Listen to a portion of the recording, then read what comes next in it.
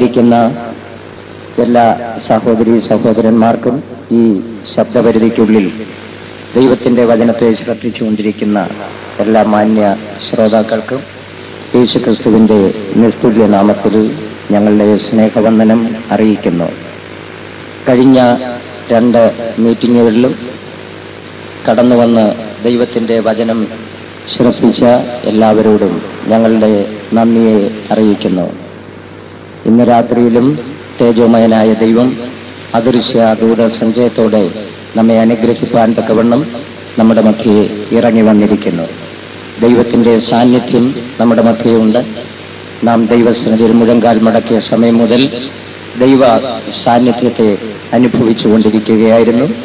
തുടർന്നും പ്രാർത്ഥനയോടും സമർപ്പണത്തോടും ദൈവസന്നിധിയിൽ ഇരിക്കുമെങ്കിൽ ജീവനുള്ള ശക്തിയുള്ള ദൈവത്തിൻ്റെ വചനത്താൽ ദൈവം നിങ്ങളെ അനുഗ്രഹിക്കുകയും ചെയ്യും. പറഞ്ഞു തീരാത്ത ദാനം നിമിത്തം ദൈവത്തിന് സ്തോത്രം. കഴിഞ്ഞ ദിവസങ്ങളിൽ ദൈവത്തിൻ്റെ അനവധി ദാനങ്ങളെക്കുറിച്ചാണ് നാം ചിന്തിച്ചു കൊണ്ടിരുന്നത്. ദൈവം മനുഷ്യന് എണ്ണമറ്റ ദാനങ്ങൾ നൽകിയിരിക്കുന്നു, ഇപ്പോഴും നൽകിക്കൊണ്ടിരിക്കുന്നു. ദൈവത്തിൻ്റെ ദാനങ്ങളെക്കുറിച്ച് ചിന്തിക്കുമ്പോൾ പ്രധാനമായും 2 തിരിച്ച് ചിന്തിപ്പാൻ കഴിയും. ഭൗമികമായ ദാനങ്ങൾ, ആത്മീകമായ ദാനങ്ങൾ. ഭൗമിക ദാനങ്ങൾ എന്ന് പ്രസ്താവിക്കുമ്പോൾ ഈ ഭൂമിയെ ദൈവം മനോഹരമായി സൃഷ്ടിച്ച് മനുഷ്യന് ദാനമായി നൽകിയിരിക്കുന്നു. നാം ശ്വസിക്കുന്ന വായു ദൈവത്തിൻ്റെ ദാനമാണ്. സൗരോർജം ദൈവത്തിൻ്റെ ദാനമാണ്.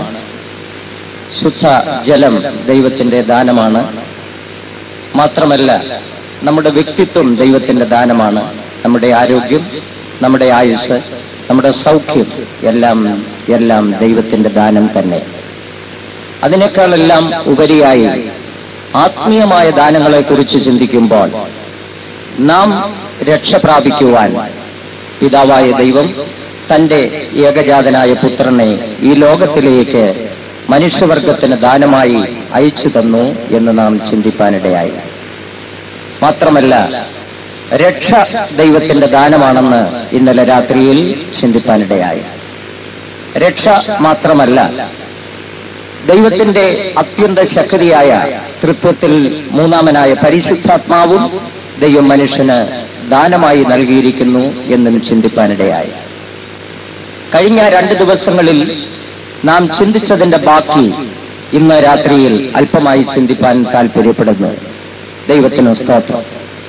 ദൈവത്തിൻ്റെ ദാനങ്ങൾ എന്നുള്ള വിഷയത്തെക്കുറിച്ച് പിന്നെയും നാം ചിന്തിക്കുമ്പോൾ ക്രിസ്തുവിൻ്റെ ദാനങ്ങൾ എന്നൊരു വിഷയത്തെ എഫേസ്യ ലേഖനം 4-ാം അധ്യായത്തിൽ നമുക്ക് കാണുവാൻ കഴിയും. എഫേസ്യ ലേഖനം 4-ാം അധ്യായത്തിന്റെ 7ഉം 8ഉം വാക്യങ്ങൾ വായിക്കുമ്പോൾ 7ാം വാക്യം വായിക്കാം. എന്നാൽ നമ്മിൽ ഓരോരുത്തന് ക്രിസ്തുവിന്റെ ദാനത്തിന്റെ അളവിനൊത്തവണ്ണം കൃപ ലഭിച്ചിരിക്കുന്നു. ക്രിസ്തുവിന്റെ ദാനത്തിന്റെ അളവിനൊത്തവണ്ണം കൃപ ലഭിച്ചിരിക്കുന്നു. ക്രിസ്തുവിന്റെ ദാനങ്ങൾ. ദൈവത്തിന് സ്തോത്രം. നമ്മുടെ കർത്താവായ യേശു ക്രിസ്തു നമുക്ക് അനേക നന്മകൾ ദാനമായി തന്നുകൊണ്ടിരിക്കുന്നു. അവയിൽ ചിലത് ചുരുക്കമായി ഓർപ്പിക്കുവാൻ താല്പര്യപ്പെടുന്നു. മത്തായിയുടെ സുവിശേഷം 11-ാം അധ്യായം 28-ാം വാക്യം നാം വായിക്കുമ്പോൾ ക്രിസ്തു ആശ്വാസം, വിശ്രാമം ദാനമായി നൽകുന്നതായി കാണുന്നു. അധ്വാനിക്കുന്നവരും ഭാരം ചുമക്കുന്നവരുമായുള്ളവരെ, നിങ്ങളെല്ലാവരും എൻ്റെ അടുക്കൽ വരുവീൻ, ഞാൻ നിങ്ങളെ ആശ്വസിപ്പിക്കും. ഞാൻ സൗമ്യതയും താഴ്മയും ഉള്ളവനാകൊണ്ട് എൻ്റെ നുകമേറ്റ് എന്നോട് പഠിപ്പീൻ. എൻ്റെ നുകം മൃദുവും എൻ്റെ ചുമട് ലഘുവുമാകുന്നു. അധ്വാനിക്കുകയും ഭാരം ചുമക്കുകയും ചെയ്യുന്നവർക്ക് സൗജന്യമായി നമ്മുടെ കർത്താവായ യേശു ക്രിസ്തു ആശ്വാസം ദാനമായി നൽകുന്നു. പാപഭാരം പേറി, രോഗഭാരം പേറി ആശ്വാസത്തിനു വേണ്ടി ചുറ്റിത്തിരിയുന്ന കോടാനുകോടി മനുഷ്യരെ നമുക്ക് ചുറ്റും കാണുവാൻ കഴിയും. ആശ്വാസത്തിനു വേണ്ടി സിനിമാശാലകളിൽ അഭയം തേടുന്നു, നാടകശാലകളിൽ അഭയം തേടുന്നു, മദ്യഷാപ്പുകളെ അഭയം തേടുന്നു, മയക്കുമരുന്നിനെ അഭയം തേടുന്നു. ആശ്വാസത്തിനു വേണ്ടി ഇപ്രകാരമുള്ള നശ്വരമായ പാതകളെ തേടി അലഞ്ഞ് ഒടുവിൽ അഗാധമായ നാശത്തിന്റെ ഗർത്തത്തിലേക്ക് പതിക്കുമ്പോൾ കർത്താവായ യേശുക്രിസ്തു ആശ്വാസം ദാനമായി പ്രദാനം ചെയ്യുന്നു.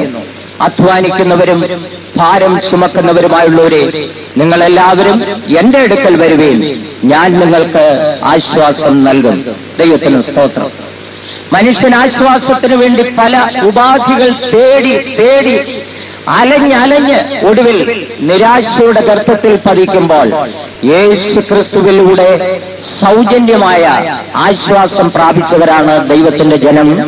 ഇന്നും യേശു ക്രിസ്തു ദാനമായി ആശ്വാസം നൽകിക്കൊണ്ടിരിക്കുന്നു. ദൈവത്തിന് സ്തോത്രം.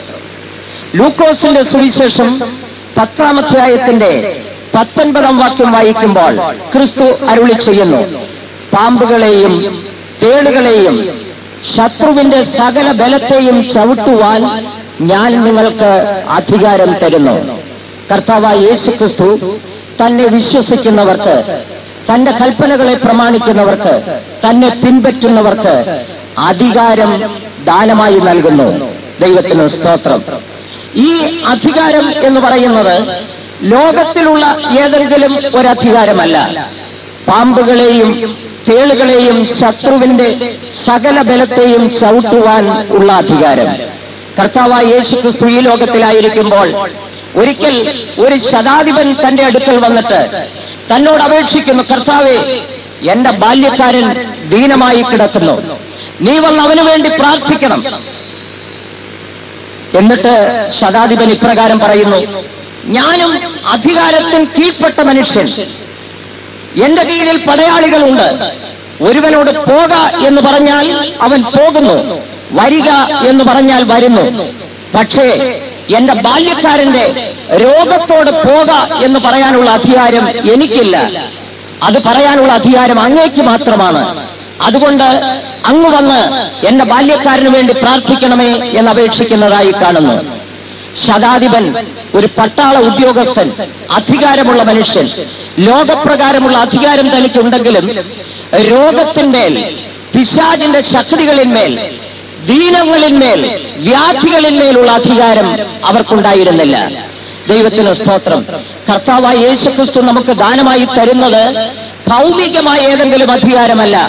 പാമ്പുകളെയും തേളുകളെയും ശത്രുവിന്റെ സകല ബലത്തെയും ചവിട്ടുവാൻ നമ്മുടെ യേശു നമുക്ക് അധികാരം ദാനമായി തന്നിരിക്കുന്നു. ഒരുപക്ഷെ ദൈവമക്കൾ വിചാരിച്ചേക്കാം, ഞാൻ ഒരു ഏതുമില്ലാത്ത, ലോകത്തിന്റെ ദൃഷ്ടിയിൽ എണ്ണപ്പെടാത്ത, അറിയപ്പെടാത്ത, ലിസ്റ്റിൽ കൊള്ളാത്ത, ഏതുമില്ലാത്ത ഒരു വ്യക്തി ആണ് എന്ന് ചിന്തിച്ചുകൊണ്ട് തങ്ങളെ തന്നെ ഏതുമില്ല എന്ന് ചിന്തിച്ചേക്കാം. ദൈവത്തിന് സ്തോത്രം. നിങ്ങൾക്കൊരുപക്ഷെ വിദ്യാഭ്യാസമില്ലായിരിക്കാം, നിങ്ങൾക്ക് ലോകപ്രകാരം സ്ഥാനമാനങ്ങളോ ലോകപ്രകാരം അധികാരമോ ഇല്ല എന്ന് വന്നേക്കാം.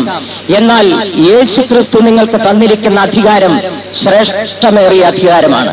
അത് നിങ്ങൾ ഉപയോഗിച്ചാൽ അത്ഭുതകരമായി യേശുവിന്റെ നാമത്തിൽ ശക്തികൾ ഓടിപ്പോകുന്നതായി, അന്ധകാര ശക്തികൾ ഓടിപ്പോകുന്നതായി നിങ്ങൾക്ക് കാണുവാനും അനുഭവിക്കാനും സാധിക്കും. ട്രാഫിക് ഐലൻഡിൽ നിൽക്കുന്ന ട്രാഫിക് പോലീസിനെ നിങ്ങൾ ശ്രദ്ധിച്ചിട്ടില്ലേ? ഒരുപക്ഷെ ഒരു 2000-ഓ 2500-ഓ 3000-ഓ രൂപ ശമ്പളം പ്രതിമാസം വാങ്ങിക്കുന്ന ഒരു സാധാരണ പോലീസ് ഉദ്യോഗസ്ഥൻ. എങ്കിലും തന്റെ യൂണിഫോമിന് വിലയുണ്ട്. തന്റെ കൈവശം സ്റ്റോപ്പ് എന്നൊരു സിഗ്നൽ ഇരിപ്പുണ്ട്. ആ സിഗ്നൽ ഇങ്ങനെ പിടിച്ചുകൊണ്ട് ട്രാഫിക് ഐലൻഡിൽ നിന്നുകൊണ്ട് വരുന്ന കാറുകൾക്ക് നേരെ, വാഹനങ്ങൾക്ക് നേരെ ഇപ്രകാരം സ്റ്റോപ്പ് സിഗ്നൽ കാണിച്ചാൽ എത്ര വലിയ പുള്ളിയുടെ കാറായാലും ഈ സിഗ്നൽ കാണുമ്പോൾ അവിടെ നിൽക്കുന്നു. ഒരുപക്ഷെ കളക്ടറായിരിക്കും വരുന്നത്, ഇല്ലെങ്കിൽ അവിടുത്തെ ഒരു വലിയ ബിസിനസ്സുകാരനായിരിക്കും വരുന്നത്. എങ്കിലും ഈ സിഗ്നൽ കാണുമ്പോൾ അവൻ അവിടെ നിന്നേ മതിയാകൂ. കാരണം അവൻ ഏതുമില്ലാത്തൊരു വ്യക്തിയാണെങ്കിലും അവൻ ധരിച്ചിരിക്കുന്ന യൂണിഫോമിന് വിലയുണ്ട്, അവന്റെ കയ്യിലിരിക്കുന്ന സിഗ്നൽ ബോർഡിന് വിലയുണ്ട്. കാരണം അവൻ അധികാരമുള്ളവനാണ്. ഇതുപോലെ നിങ്ങൾ ഒരുപക്ഷെ ഏതുമില്ലാത്തവരാണെങ്കിലും നിങ്ങൾക്കൊരു അധികാരം ലഭിച്ചിരിക്കുന്നു. ആ അധികാരം നിങ്ങളുടെ സ്വന്തമായ നാമത്തിലുള്ള അധികാരമല്ല, നസ്രയനായ യേശുവിന്റെ നാമത്തിലുള്ള അധികാരം. ഈ നാമത്തിന് മുൻപാകെ എല്ലാ മുഴങ്കാലും മടങ്ങുന്നു, സ്വർലോകരുടെയും ഭൂലോകരുടെയും അധോലോകരുടെയും സകല മുഴങ്കാലും യേശുവിന്റെ നാമത്തിങ്കൽ മടങ്ങുകയും എല്ലാ നാമവും യേശു ക്രിസ്തു കർത്താവെന്ന് ഏറ്റുപറയുകയും ചെയ്യുന്നു. ആ നാമത്തിന് അത്ര വലിയ ശക്തിയാണ്. നാം ആരും നമ്മുടെ സ്വന്തം നാമത്തിലല്ല ജീവിക്കുന്നത്, നാം യേശുവിന്റെ നാമത്തിൽ ജീവിക്കുന്നു. മല്ലനായ ഗോലിയാത്തിനെ നേരിടുവാൻ കടന്നു പോകുന്ന ദാവീദ് ഇപ്രകാരം പറയുകയാണ്. ദാവീദിനെ നോക്കിക്കൊണ്ട് ആ ഫെലിസ്ത്യ പടയാളിയായ മല്ലനായ ഗോലിയാത്ത് ചോദിക്കുന്നു, ഞാനൊരു നായാണോ? നീ വടിയുമായി എന്റെ നേരെ വരുവാൻ ഞാനൊരു നായോ എന്ന് ചോദിക്കുമ്പോൾ ദാവീദ് ഇപ്രകാരം മറുപടി പറയുന്നു, നീ വാളും കുന്തവുമായി എന്റെ നേരെ വരുന്നു, ഞാനോ സൈന്യങ്ങളുടെ യഹോവയുടെ നാമത്തിൽ നിന്റെ നേരെ വരുന്നു എന്ന് പറയുന്നു. ദാവീദിന്റെ കയ്യിൽ ശക്തമായ ഒരു ആയുധമുണ്ടായിരുന്നു. അത് അവന്റെ കയ്യിലിരുന്ന കവിണയേക്കാൾ, അവന്റെ സഞ്ചിയിൽ ഉണ്ടായിരുന്ന കല്ലുകളേക്കാൾ, മൂർച്ചയുള്ള മിനുസമുള്ള കല്ലുകളേക്കാൾ ശക്തമായതായിരുന്നു അവന്റെ കയ്യിലുണ്ടായിരുന്ന ആ മറ്റേ ആയുധം, യഹോവയുടെ നാമം. ഇതുപോലെ യേശു നമുക്കൊരു നാമം തന്നിരിക്കുന്നു. സകല ശക്തികളും മുഴങ്കാൽ മടക്കുന്ന, എല്ലാ ശക്തികളും വിറയ്ക്കുന്ന, എല്ലാ ശക്തികളും പരാജയപ്പെടുന്ന ഒരു നാമം യേശു നമുക്ക് തന്നിരിക്കുന്നു. ഈ നാമത്തിനായി കരങ്ങളെ ഉയർത്തി ഒരു ഹല്ലേലൂയ മുഴക്കാം. പാമ്പുകളെയും തേളുകളെയും ശത്രുവിന്റെ സകല ബലത്തെയും ചവിട്ടുവാൻ ഞാൻ നിങ്ങൾക്ക് അധികാരം തരുന്നു. കർത്താവായ യേശു ക്രിസ്തു 70 പേരെ തിരഞ്ഞെടുത്തിട്ട് ഈരണ്ടായി സുവിശേഷം അറിയിക്കുവാൻ അയക്കുന്നു. അവർ കടന്നുപോയിടത്തൊക്കെയും ഭൂതങ്ങൾ അവർക്ക് കീഴടങ്ങി. മടങ്ങി വന്ന സന്തോഷത്തോടെ പറയുകയാണ്, കർത്താവേ, ഭൂതങ്ങൾ പോലും ഞങ്ങൾക്ക് കീഴടങ്ങുന്നു എന്ന്. യേശു പറയുന്നു, സാത്താൻ മിന്നൽ പോലെ വീഴുന്നത് ഞാൻ കാണുന്നു, എന്നാൽ ഭൂതങ്ങൾ നിങ്ങൾക്ക് കീഴടങ്ങുന്നതിലല്ല, സ്വർഗത്തിൽ നിങ്ങളുടെ പേരെഴുതിയിരിക്കുന്നതിനാൽ അത്രേ സന്തോഷിപ്പേൻ. ദൈവത്തിന് സ്തോത്രം. ഈ അധികാരം ദൈവം നമ്മുടെ കർത്താവായ യേശു ക്രിസ്തു നമുക്ക് ദാനമായി തന്നിരിക്കുന്നു. മൂന്നാമതായി യോഹന്നാന്റെ സുവിശേഷം 4-ാം അധ്യായം 14-ാം വാക്യം വായിക്കുമ്പോൾ കർത്താവായ യേശു ക്രിസ്തു ശമരിയ സ്ത്രീയെ നോക്കിക്കൊണ്ട് പറയുന്നു, ഈ വെള്ളം കുടിക്കുന്നവൻ പിന്നെയും ദാഹിക്കും, ഞാൻ നൽകുന്ന വെള്ളം കുടിക്കുന്നവനോ ഒരു നാളും ദാഹിക്കുകയില്ല. അതിന്റെ പശ്ചാത്തലം നിങ്ങൾക്ക് ഓർമ്മയുണ്ടായിരിക്കും. സുഖാർ എന്ന പട്ടണത്തിൽ യാക്കോബിന്റെ കിണറിന്റെ അരികിൽ കർത്താവായ യേശു ക്രിസ്തു നട്ടുച്ച നേരത്ത് കടന്നു പോകുമ്പോൾ അവിടെ ഇതാ വെള്ളം കോരുവാൻ ഒരു ശമരിയ സ്ത്രീ കടന്നു വരുന്നു. നട്ടുച്ചയ്ക്ക് സാധാരണ എല്ലാവരും വെള്ളം കോരുവാൻ പോകുന്നത് രാവിലെയും വൈകിട്ടുമാണ്. ഇവൾക്ക് രാവിലെയും വൈകിട്ടും വെള്ളം കോരിയിട്ടും മതിയാകുന്നില്ല. അതുകൊണ്ട് പിന്നെ ഉച്ചയ്ക്ക് കൂടെ കോരുവാൻ വരുന്നു. അവളുടെ ദാഹം അത്ര വലിയതായിരുന്നു. നട്ടുച്ച നേരത്ത് വെള്ളം കോരുവാനായി അവിടെ വരുമ്പോൾ ഇതാ ഈ ദാഹമുള്ള സ്ത്രീയെ തേടി തിരക്കി യേശു അവിടേക്ക് വരുന്നു. യേശു ഈ സ്ത്രീയെ കണ്ടിട്ട്, എനിക്ക് ദാഹിക്കുന്നു, അല്പം കുടിപ്പാൻ തരിക എന്ന് പറയുമ്പോൾ ശമരിയ സ്ത്രീ പറയുകയാണ്, അല്ല, നീ ഒരു യഹൂദനായിരിക്കെ ശമരിയ സ്ത്രീയാകുന്ന എന്നോട് കുടിപ്പാൻ ചോദിക്കുന്നുവോ? അപ്പോഴാണ് കർത്താവ് പറയുന്നത്, നീ ദൈവത്തിന്റെ ദാനമെന്നും നിന്നോട് കുടിപ്പാൻ ചോദിക്കുന്നത് ആരെന്നും നീ ഗ്രഹിച്ചിരുന്നു എങ്കിൽ നീ അവനോട് ചോദിക്കുകയും അവൻ നിനക്ക് ജീവനുള്ള ജലം തരികയും ചെയ്യുമായിരുന്നു. ഉടനെ സ്ത്രീ പറയുകയാണ്, കർത്താവേ, ഇവിടം വരെ കോരുവാൻ വരാതെ വണ്ണം ആ വെള്ളം എനിക്കല്പം തരണം. കാരണം അവൾ വളരെയേറെ ആഗ്രഹിക്കുന്നു ഇവിടെ കോരാൻ വരാതിരിക്കാൻ. ഇവിടെ കോരാൻ വരാതെ അവളുടെ ദാഹം ശമിക്കുവാൻ അവൾ വളരെയേറെ ആഗ്രഹിക്കുന്നു. അതുകൊണ്ടാണ് യേശുവിനോട് പറയുന്നത്, എനിക്കിവിടെ വെള്ളം കോരാൻ വരാതിരിക്കാൻ ആഗ്രഹമുണ്ട്, പക്ഷേ എന്റെ ദാഹം എന്നെ അനുവദിക്കുന്നില്ല. അതുകൊണ്ട് ഞാൻ രാവിലെയും വൈകിട്ടും മാത്രമല്ല ഉച്ചയ്ക്കും ഇവിടെ കോരുവാനായി വരുന്നു. എന്റെ ദാഹം ഇതുവരെ ശമിക്കുന്നില്ല. അതുകൊണ്ട് ഈ വെള്ളം എനിക്ക് അല്പം തരണമെന്ന്. അപ്പോഴാണ് യേശു പറയുന്നത്, ഈ വെള്ളം കുടിക്കുന്നവൻ പിന്നെയും പിന്നെയും ദാഹിക്കും, ഞാൻ നൽകുന്ന വെള്ളം കുടിക്കുന്നവനോ ഒരു നാളും ദാഹിക്കുകയില്ല. സത്യമാണ്. അവളുടെ ജീവിതം തന്നെ അത് വെളിപ്പെടുത്തുന്നു. യേശു പറയുന്നു, നിന്റെ ഭർത്താവിനെ വിളിച്ചുകൊണ്ടുവരിക. അവൾ പറയുന്നു, ഇല്ല, എനിക്ക് ഭർത്താവില്ല. കർത്താവ് പറയും, സത്യമാണ്, നീ പറഞ്ഞത് സത്യമാണ്, ഇപ്പോൾ നിനക്ക് ഭർത്താവില്ല. 5 പേരുണ്ടായിരുന്നു, ഇപ്പോഴുള്ളവനോ അല്ല. അവളുടെ ദാഹം എത്രമാത്രം വലിയതായിരുന്നുവെന്ന് ഈ വാക്യത്തിൽ നിന്ന് തന്നെ വ്യക്തമാക്കുന്നു. 5 ഉണ്ടായിരുന്നു, അതുകൊണ്ടും ദാഹം ശമിച്ചില്ല. ഇപ്പോൾ 6ാമത് ഒന്നുകൂടെ സ്റ്റെപ്പിനി, എന്നിട്ടും ദാഹം തീരുന്നില്ല. യേശു പറയുന്നു, ഈ വെള്ളം കുടിക്കുന്നവൻ പിന്നെയും പിന്നെയും ദാഹിക്കും. സത്യമാണ്. പാപമാകുന്ന കിണറിൽ നിന്ന് കോരി കുടിക്കുന്ന ഒരുവന്റെയും ദാഹം ഒരിക്കലും ശമിക്കുന്നില്ല.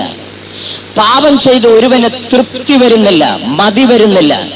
മദ്യപിച്ച ഒരു മനുഷ്യന് മതി വരുന്നില്ല, പുകവലിച്ച് മതി വരുന്നില്ല, സിനിമ കണ്ടിട്ട് മതി വരുന്നില്ല. ചില നാളുകൾക്ക് മുൻപ് ഞാൻ നാസറത്ത് എന്ന് പറയുന്ന സ്ഥലത്തൊരു കൺവെൻഷന് പോയി. അവിടെ ഒരു യൗവനക്കാരി സഹോദരി സാക്ഷ്യം പറഞ്ഞു. താൻ ഇങ്ങനെയാണ് പറഞ്ഞത്: ഒരു ദിവസം 3 സിനിമ കാണും. മാറ്റിനി, ഫസ്റ്റ് ഷോ, സെക്കൻഡ് ഷോ. ഇതും കഴിഞ്ഞിട്ട് 12 മണി കഴിഞ്ഞേ വീട്ടിലേക്ക് വരികയുള്ളൂ. ഒരേ സിനിമ തന്നെ ഒരു പ്രാവശ്യം കണ്ടിട്ട് ദാഹം തീരുന്നില്ല, 2 പ്രാവശ്യം കണ്ടിട്ടും ദാഹം ശമിക്കുന്നില്ല, 3-ാമത്തെ പ്രാവശ്യം സെക്കൻഡ് ഷോയൂടെ കണ്ടിട്ടും ദാഹം ശമിക്കുന്നില്ല. 4-ാമത് ഒരു ഷോയൂടെ ഉണ്ടായിരുന്നെങ്കിൽ ഈ സഹോദരി അത് കണ്ടിട്ടേ പോവുകയുള്ളായിരുന്നു. 5-ാമതൊരു ഷോയൂടെ ഉണ്ടെങ്കിൽ അതുകൂടെ കണ്ടിട്ട് രാത്രി സിനിമാ കൊട്ടകയിൽ കിടന്നിട്ട് രാവിലെ വീട്ടിലേക്ക് പോകുമായിരുന്നു. ഈ വെള്ളം കുടിക്കുന്നവൻ പിന്നെയും ദാഹിക്കുന്നു. പണം സമ്പാദിച്ച് മനുഷ്യന്റെ ദാഹം തീർന്നിട്ടുണ്ടോ? 10 കിട്ടിയവന് ഒരു 10 കൂടെ കിട്ടണമെന്ന് ആഗ്രഹം, 100 കിട്ടിയവന് ഒരു 100 കൂടെ വേണമെന്ന് ആഗ്രഹം, 1000 ലഭിച്ചവന് അതിന്റെ കൂടെ ഒരു 1000 കൂടെ ചേർത്ത് വെക്കുവാൻ ആഗ്രഹം. 1 കോടി ബാങ്കിൽ ഡിപ്പോസിറ്റ് ഉണ്ട്, മതിയെന്ന് പറയുമോ? ഇല്ല, അതിന്റെ കൂടെ ഒരു 1/2 കോടിയൂടെ കിട്ടിയിരുന്നെങ്കിൽ ഈ ഡിപ്പോസിറ്റ് ചെയ്തിരിക്കുന്നതിന്റെ കൂടെ കൊണ്ടുപോയി ഡിപ്പോസിറ്റ് ചെയ്യാമെന്നൊരാഗ്രഹം. 18 കോടി സ്വന്തമായി ഉണ്ടായിരുന്നിട്ടും ദാഹം ശമിക്കാതെ വീണ്ടും വീണ്ടും പണം സമ്പാദിക്കുവാൻ പണത്തിന്റെ പിന്നാലെ തേടിപ്പോകുന്ന മനുഷ്യർ. ദൈവത്തിന് സ്തോത്രം. പണം മനുഷ്യന്റെ ദാഹത്തെ ശമിപ്പിക്കുന്നില്ല, മദ്യം മനുഷ്യന്റെ ദാഹത്തെ ശമിപ്പിക്കുന്നില്ല, സിനിമ ദാഹത്തെ ശമിപ്പിക്കുന്നില്ല, ജഡത്തിന്റെ ഉല്ലാസങ്ങൾ മനുഷ്യന്റെ ദാഹത്തെ ശമിപ്പിക്കുന്നില്ല. ഇത് ഉപ്പുവെള്ളം കുടിക്കുന്നത് പോലെയാണ്. കുടിക്കും തോറും ഇതിൻ ദാഹം വർദ്ധിപ്പിക്കുകയല്ലാതെ ഒരിക്കലും ആത്മാവിന്റെ ദാഹത്തെ ശമിപ്പിക്കുന്നില്ല. ആത്മാവ് ഏതൊന്നിനോ വേണ്ടി ദാഹിക്കുന്നു. സകല മനുഷ്യരുടെയും ആത്മാവ് ഏതൊന്നിനോ വേണ്ടി ദാഹിക്കുന്നു. സങ്കീർത്തനക്കാരൻ പറയുന്നു, മാൻ നീർത്തോടുകളിലേക്ക് ചെല്ലുവാൻ കാംക്ഷിക്കുന്നത് പോലെ ദൈവമേ, എന്റെ ആത്മാവ് ദാഹിക്കുന്നു. എന്തിനായി? നിനക്ക് വേണ്ടി ദാഹിക്കുന്നു, നിന്നോട് ചേരുവാൻ ദാഹിക്കുന്നു. പ്രിയ സഹോദര, നിന്റെ ആത്മാവ് ദാഹിക്കുന്നത് ദൈവത്തിനു വേണ്ടിയാണ്. നിന്റെ ആത്മാവ് ദാഹിക്കുന്നത് ദൈവത്തോട് ചേരുവാനായിട്ടാണ്. എന്നാൽ ആത്മാവിന്റെ ദാഹം എന്തിനു വേണ്ടി എന്ന് മനസ്സിലാക്കാതെ, തിരിച്ചറിയാതെ ഈ ആത്മാവിന്റെ ദാഹത്തെ ശമിപ്പിക്കുവാൻ പണം കൊടുത്തു നോക്കുന്നു, മദ്യം വിളമ്പി നോക്കുന്നു, സിനിമ കാണിച്ചു നോക്കുന്നു, ലോകത്തിന്റെ സുഖങ്ങൾ നൽകി നോക്കുന്നു. എന്നിട്ടും ആത്മാവിന്റെ ദാഹം വർദ്ധിക്കുന്നു. യേശു പറയുകയാണ്, ഈ വെള്ളം കുടിക്കുന്നവൻ പിന്നെയും ദാഹിക്കും.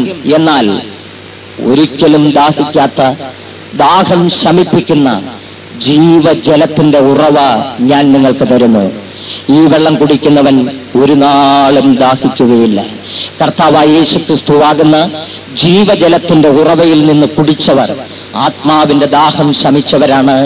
ജീവജലത്തിന്റെ ഉറവയിൽ നിന്ന് കുടിച്ചവർ, അവർ ആത്മാവിന്റെ ദാഹം ശമിച്ചവരാണ്. അപ്രകാരം കുടിച്ചവർ ആത്മാവിന്റെ ദാഹം ശമിച്ചവർ. കരകളെ ഉയർത്തി ഒരു ഹല്ലേലൂയ പറഞ്ഞോട്ടെ. ഈ ജീവജലത്തിന്റെ ഉറവയിൽ നിന്ന് കുടിച്ച് ദാഹം ശമിച്ചവർക്ക് പിന്നെ മറ്റേതിനോട് ദാഹമുണ്ടാകുന്നില്ല. ഒരു കാലത്ത് കള്ളുകുടത്തിന്റെ മുമ്പിലിരുന്ന് ഒഴിച്ചൊഴിച്ചു കുടിച്ചിട്ടും മതിയാകാത്ത പുള്ളിക്ക് ഇപ്പോൾ യേശുക്രിസ്തുവാകുന്ന ജീവജലത്തിന്റെ ഉറവയിൽ നിന്ന് കുടിച്ചു കഴിഞ്ഞപ്പോൾ കള്ളിന്റെ മണമടിക്കുമ്പോൾ ഛർദിക്കാൻ വരുന്നു. അതൊരു അലർജി പോലെ തോന്നുന്നു.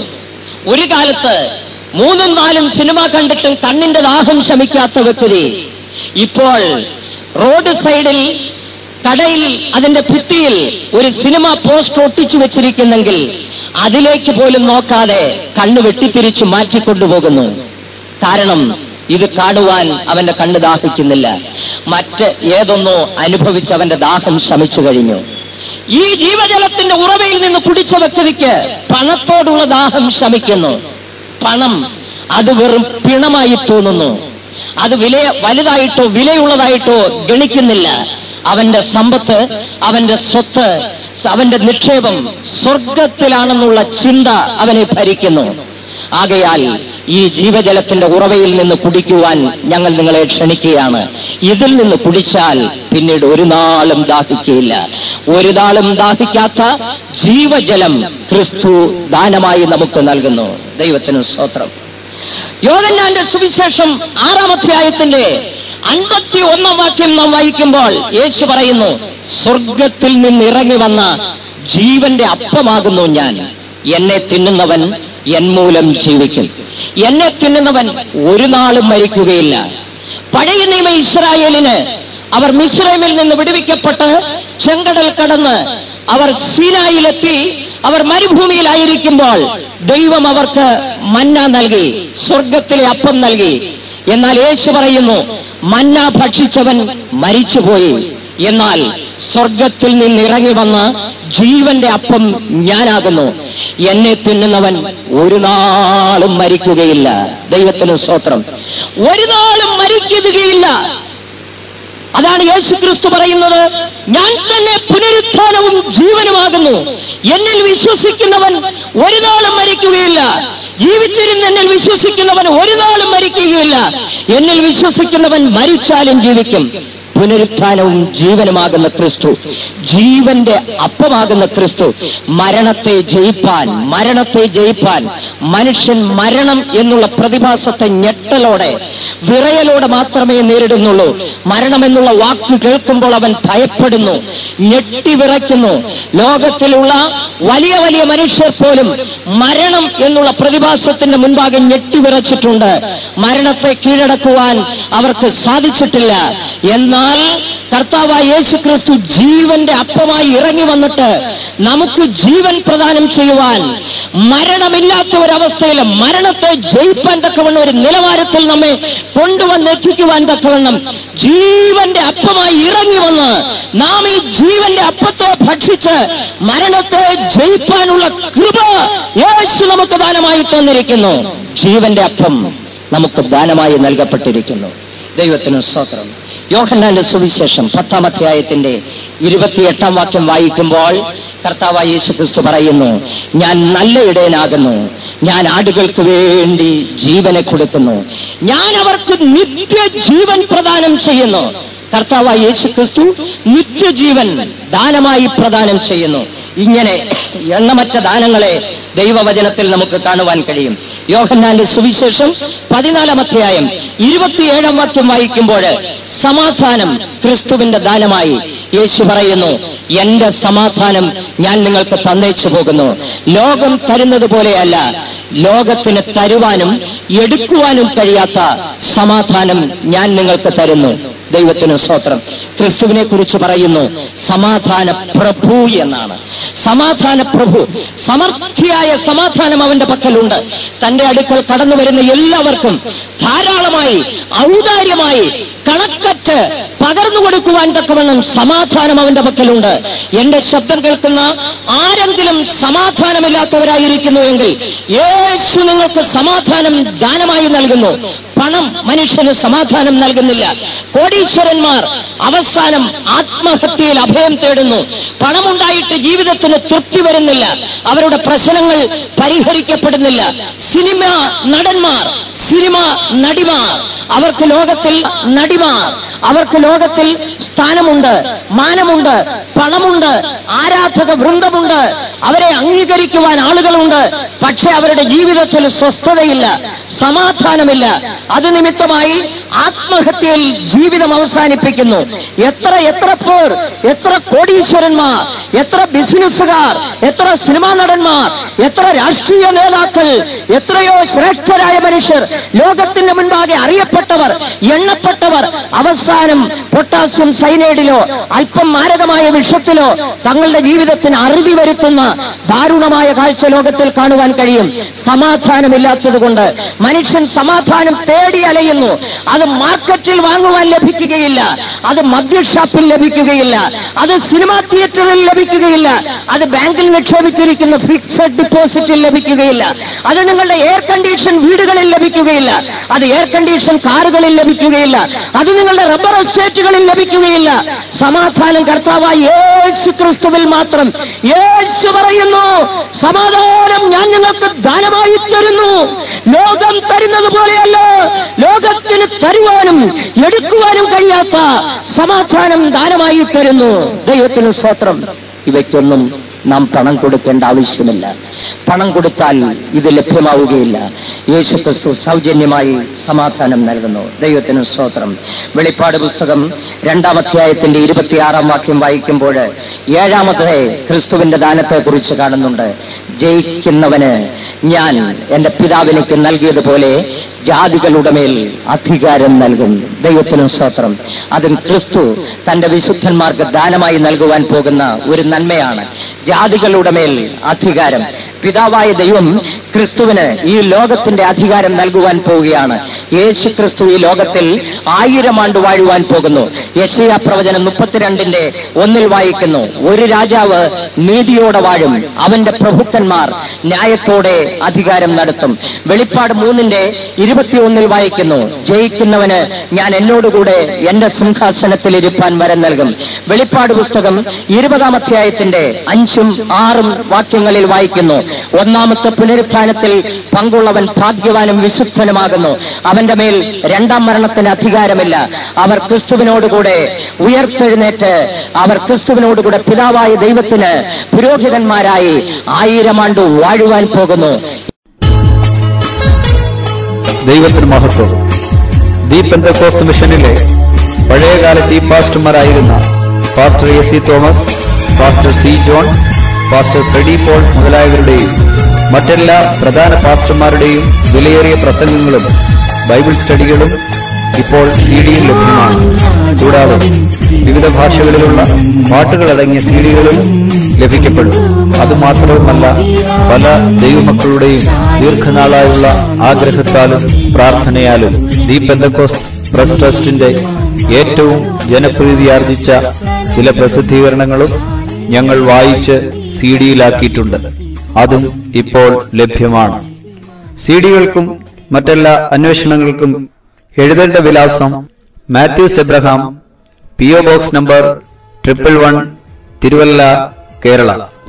Phone number 0469260520.